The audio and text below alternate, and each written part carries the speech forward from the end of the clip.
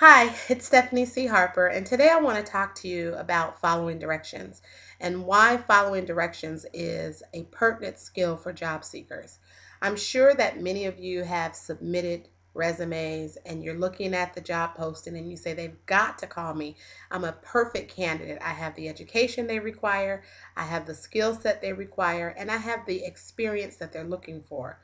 But why didn't they call me back? Well, let's talk about that. There's three things that I see that's common with job seekers as it relates to following directions. One, when an employer asks you to include your salary history. Yeah, there's a reason for that. Usually, most companies have a budgeted amount that they plan to pay or that they want to pay for the position. If you're really good, of course, you can convince them to pay you some more.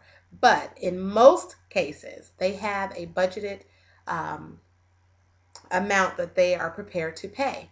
Now, if you're looking for 50,000 and an employer knows that they cannot pay more than 30,000, then there's no need to even put you or the employer through the interview process. That's one thing to be mindful of. Another reason that an employer may be asking you to include your salary history is because they're not sure what the market is paying for that position. And when they look at similar skill sets and similar education and experience, they're able to kind of gauge what would be a fair salary for that position. Another area that job seekers kind of lack on is the no phone calls, please. There's nothing worse for a recruiter or an HR manager or a hiring manager than to walk in the door at 8 o'clock in the morning and get bombarded with, hello, this is such and such. Did you get my email?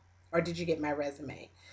What you fail to realize is that that employer, they have emails, they have clients, their internal clients, which are other employees, and they have things that are pressing on their desk.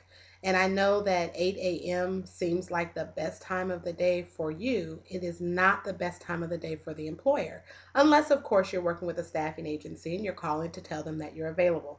That's a totally different animal. But what I'm talking about is once you've submitted your resume, when an employer says no phone calls, please, and you call anyway, you're not following directions.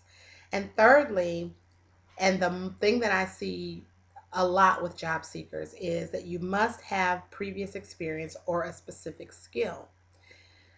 This is probably one of the biggest things that I see with job seekers. When you submit your resume for positions that you're not qualified for, it tells the employer a lot about you. And I know that a lot of times job seekers think, well, if I can just get in front of the employer, I can convince them. Usually, when an employer is posting a job opening, it's because they have a need and they need someone who can come in and fill that need immediately, which means they don't have time to send you to training. They don't have time to walk you through the process. They need you to be able to come into the door and hit the ground running. So remember, following directions is a skill. I'm Stephanie C. Harper, and this has been your career tip. Talk to you soon. Bye now.